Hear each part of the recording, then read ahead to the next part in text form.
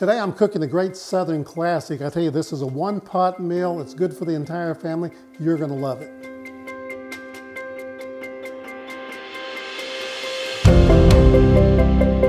Welcome to All Things Food. I'm John Woods, and today I told you I'm gonna share with you this step-by-step recipe, creamy smothered chicken. We're gonna go step by step with all the ingredients. Everything's in the description box below. Without any delay, we're gonna start right now. We really want to kick this recipe up a little bit, so what we're going to do is, this isn't the traditional way to do it, but I have some baby carrots, and we're going to blanch those baby carrots and cook them until they're al dente. We don't want to cook them all the way because we're going to add them to our dish a little later on, and you're going to love the way this turns out. So what we're going to do, we're going to heat up our skillet over here on the right, and while that's heating up, I'm going to take my seasoning, and I'm using a special blend today, a poultry seasoning that I've developed, and I'll drop the recipe down below, but you can use any kind of seasoning you want. Salt, pepper, garlic, onion powder, Cajun seasoning, whatever you want to use, you can use in this recipe today. So we're going to go ahead, and it helps if your chicken thighs are a little moist when you do this. It'll help the flour stick a lot better. So just go ahead and dredge it in the flour, the seasoned flour, and then we're going to start frying these babies up, and this is going to be a wonderful dish. Our oil's good and warm, and we want it to be warm. We don't put it in cold oil here, and what I like to do is do the side that the skin was on. I always like to put that in first. When you're cooking the chicken, if it sticks to the pan, just let it cook some more until that protein releases. And once it releases, you can take it over, nice and golden brown there. That's what we're looking for. We don't want to cook this all the way because we're going to cook this a little later in our dish. All right, our chicken's all nice and crispy. And remember, we're not cooking this all the way because we're going to cook it later. We'll take it over here and just set it on a plate. We'll come back to it in just a bit. The next step, we're going to make our onion gravy, and this is the exciting part for me. I've already cut up all my onions. I did just a julienne cut on these. You can cut them any way you want to. Throw just a little bit of butter in here. Start melting that down. You don't want to get that too hot. Make certain your skillet's not too hot because it'll burn that butter. And then we're going to throw those onions in here, and we're going to kind of caramelize these a little bit, probably 4 or 5 minutes until they're nice and clear and opaque. Our onions are good and tender, so I'm going to add another ingredient that's not in the traditional Southern recipe, but I think it really elevates this particular dish, and that's some sliced mushrooms. Again, that's totally optional. We're going to throw those in there and cook them down a little bit. And also at this time, I'm going to take about a tablespoon of garlic, minced garlic, and throw in there. The reason I didn't throw it in earlier, I didn't want it to burn, so now's a good time to throw it in there. So we're going to cook that for a few minutes, and then we'll be back. Our mushrooms are good and tender, and our onions are tender. So what I'm going to do now is take some of that seasoned flour that we had earlier, that we seasoned our chicken with, and we're going to add this to it.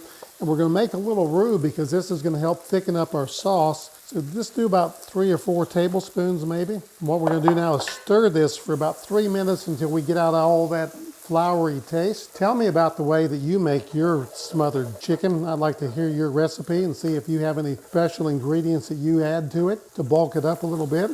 See how all that flour is just kind of blending in here, and that's going to help us thicken our gravy quite a bit. If you don't know how to make a roux, watch my video, my full-length video on roux. Everything's cooked down real good. Now what we're going to do is we're going to start making our sauce. And I've got my chicken stock here. We're going to pour a little bit of this in nice and slowly. Pour it in our stock, and what we want to do now so we can get this thickened up is we want to bring this to a boil. And once it comes to a good rolling boil, we're going to reduce it down to a simmer, and then we're going to add some other ingredients. In fact, we can add those ingredients now. Special ingredients. Anytime I make anything with chicken stock, I always like to take my little favorite secret recipe here, better than bouillon, and I'll put a tablespoon or so in there because that's going to really enhance the flavor. And remember, this has salt in it, a lot of sodium, so be careful about not over salting, but this is going to give you a real good layer of flavor by mixing in that better than bouillon.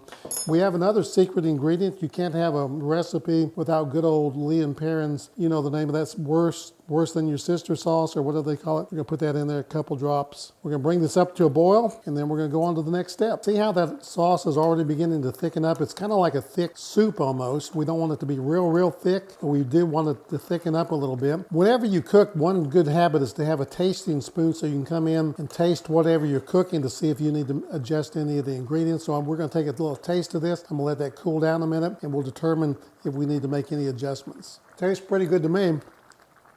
We'll do one more thing. And I'm gonna take a little bit of thyme leaves and we're gonna add those in. I think that's really gonna help it some. Again, that's not traditional, but it's the way we're gonna do it today. Now we got all our ingredients the way we want them. I'm gonna come back and I'm gonna add a little bit of this heavy cream, maybe about a cup of it. My dish has the flavors exactly like I want them. I'm gonna reduce this down to a simmer. We don't want this to boil now. We just want it to come to a simmer around the edge. It'll have to cool down just a little bit. Now we're gonna put our chicken in here and it's gonna cook here for about another 25 or 30 minutes. We also have our al dente carrots we're gonna put in right on top of that.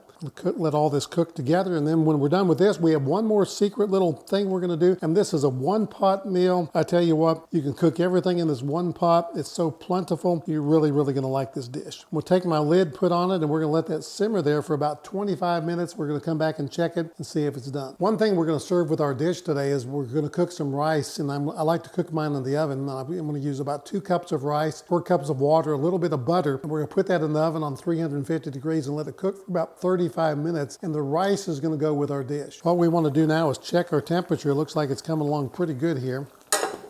Now, dark meat, this is dark meat, thighs are dark meat, so you want to make certain it's 175 degrees internal temperature. If you're using chicken breast, you're good at 165 degrees. Let's see where we're standing right now. Looks like it's 178 on that one. I'm going to check several of these. I'm going to take some good fresh asparagus and I'm going to dump on top of here, press it down, and we're going to just let that simmer in there a few minutes. And we're going to have us a great meal in just a while. Wasn't that an easy dish today? If you like this video, be sure to hit the like button. That really helps us, and subscribe to the channel. But this is a great recipe. Everything you need to know is in the description box down below, and I can hardly wait to dig in. Absolutely tremendous.